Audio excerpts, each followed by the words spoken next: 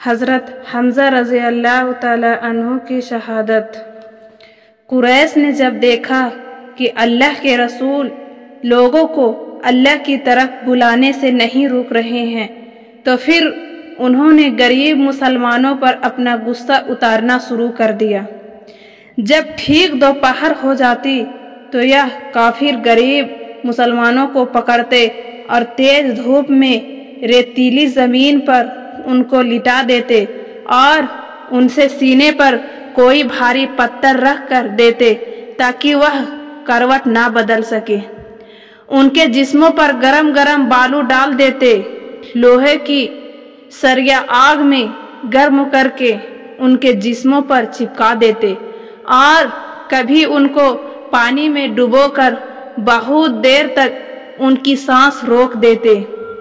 मुसलमान इन सारी तकलीफों को बर्दाश्त करते, लेकिन अल्लाह के रसूल को ना छोड़ते।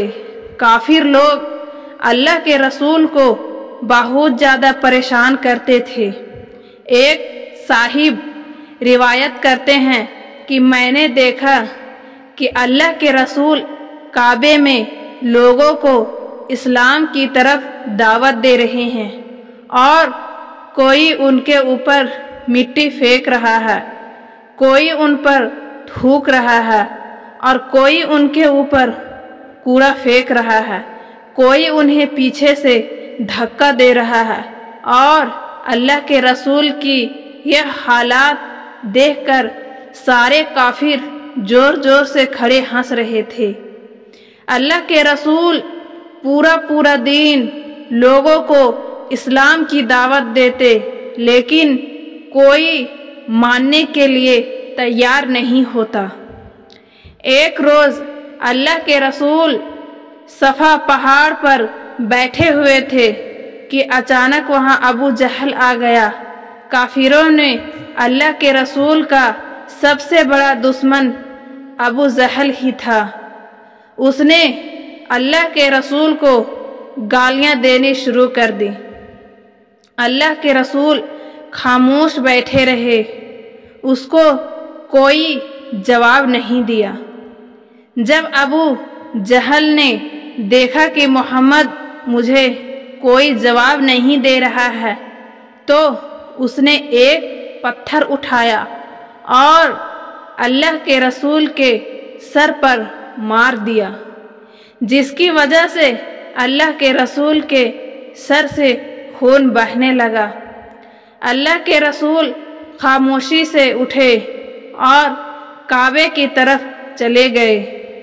आबे जमजम से जाकर अपने जख्म धोए और फिर अल्लाह के सामने सजदे में गिर गए और रोने लगे। हुजूर के चाचा हजरत हमजा अभी इस्लाम नहीं लाए थे, वह उस दिन शिकार करने गए हुए थे। हजरत हमजा जब भी शिकार करके शाम को वापस आते तो बड़े अकड़ के चलते थे। उस दिन भी जब वो मक्का के अंदर दाखिल हो रहे थे तो दो गुलाम लड़कियों ने उनसे कहा कि ए हमजा, अगर आज तुम अपने भतीजे मोहम्मद की हालात देख लेते कि अबू जहल ने उनको कैसे मारा था, तो शायद तुम ऐसे अकड़ के ना चलते।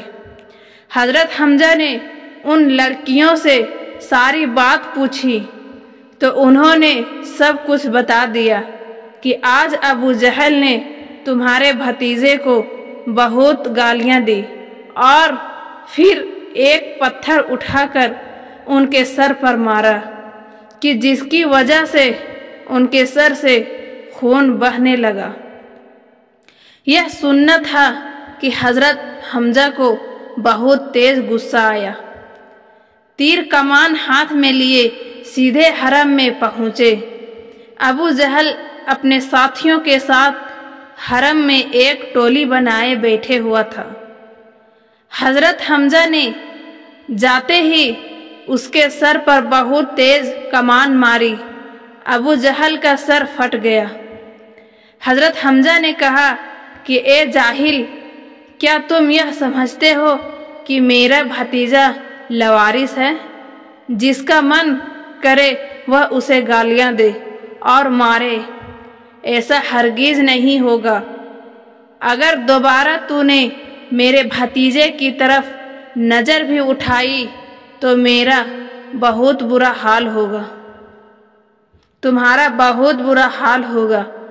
اس کے بعد حضرت حمزہ اپنے بھتیجے حضور صلی اللہ علیہ وسلم کو تلاش کرنے لگے۔ حضور صلی اللہ علیہ وسلم اس وقت کعبے کے پاس سجدے میں پڑے ہوئے تھے اور بہت رو رہے تھے۔ حضرت حمزہ ان کے پاس پہنچے اور کہا، اے میرے بھتیجے، لیکن اللہ کے رسول صلی اللہ علیہ وسلم نے سر نہ اٹھایا۔ حضرت حمزہ نے دوبارہ کہا، اے میرے بھتیجے، اللہ کے رسول نے پھر بھی سر نہ اٹھایا۔ حضرت حمزہ نے تیسری بار کہا، اے میرے بھتیجے، اللہ کے رسول نے سر اٹھایا۔ آنکھوں میں آنسو بھرے ہوئے تھے۔ حضرت حمزہ نے سر پر ہاتھ رکھتے ہوئے کہا، اے میرے بھتیجے، پریشان نہ ہو، میں نے تمہارے دشمن ابو جہل سے بدلہ لے لیا۔ جیسے اس نے تمہیں مارا تھا میں نے بھی اس کا سر پھاڑ دیا ہے، اب تو خوش ہو جا۔ حضور نے بڑی بے نیازی سے فرمایا کہ اے میرے پیارے چاچا، مجھے اس بات سے کوئی خوشی نہیں ہوئی۔ حضرت حمزہ نے پوچھا کہ بھتیجے، پھر تجھے کس بات سے خوشی ہوگی؟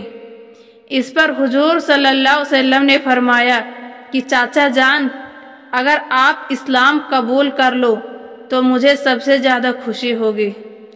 حضرت حمزہ نے کہا، بھتیجے، پھر دیر نہ کر، مجھے ابھی کلمہ پڑھا دو، میں آج ہی مسلمان ہوتا ہوں۔ یہ سن کر حضور کا چہرہ خوشی سے جگمگا اٹھا۔ حضرت حمزہ کے اسلام لانے سے مسلمانوں کو بہت طاقت ملی۔ اب کوئی بھی حضور صلی اللہ علیہ وسلم کو پریشان نہیں کر پاتا تھا۔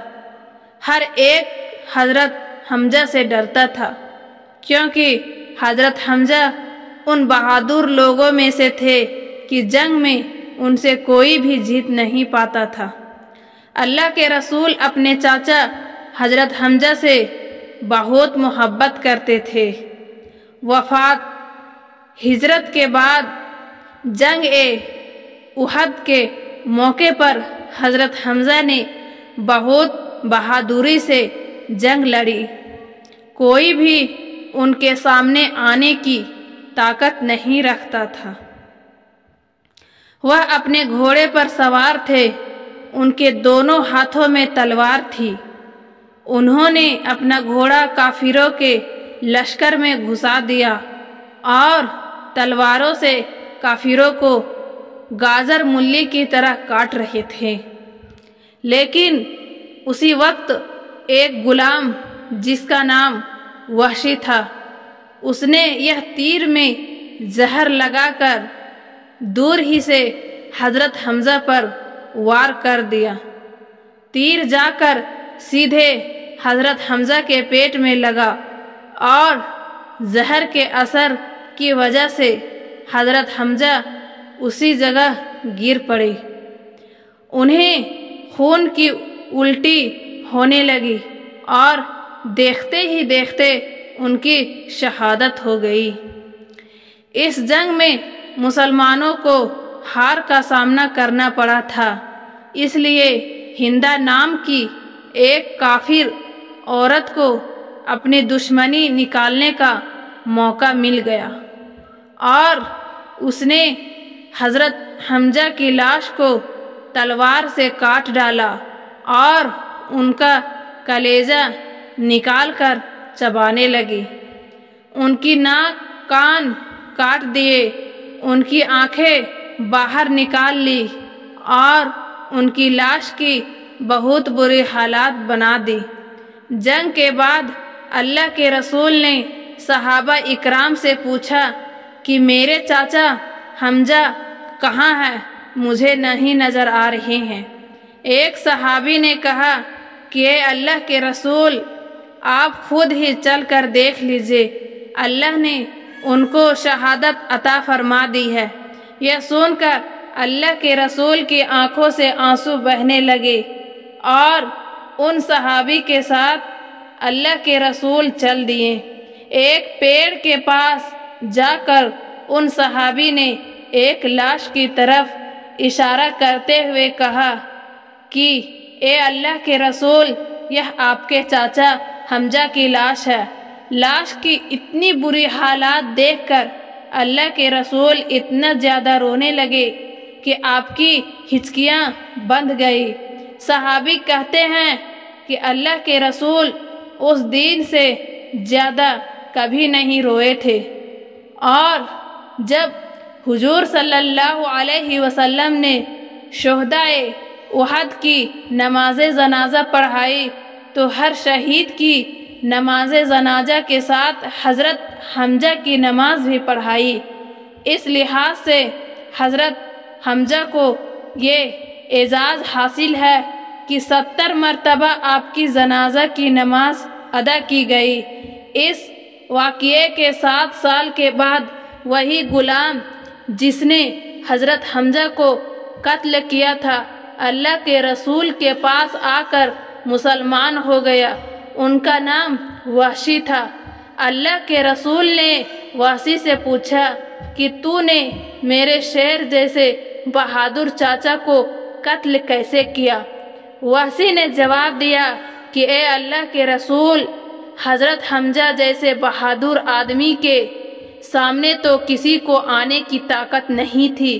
ان کی تلوار بجلی کی رفتار سے چلتی تھی، جو بھی ان کے سامنے آتا اس کا مرنا لازمی تھا۔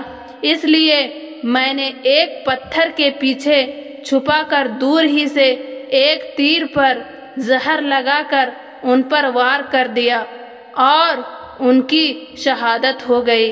اے اللہ کے رسول، یہ سب کچھ میں نے اپنے مالک مطعیم کے کہنے پر کیا تھا کہ انہوں نے مجھ سے کہا کہ اگر تو حمزہ کو قتل کر دے گا تو میں تجھے آزاد کر دوں گا۔ میں نے آزاد ہونے کی خاطر حضرت حمزہ کو قتل کیا اور ان کی شہادت ہو گئی۔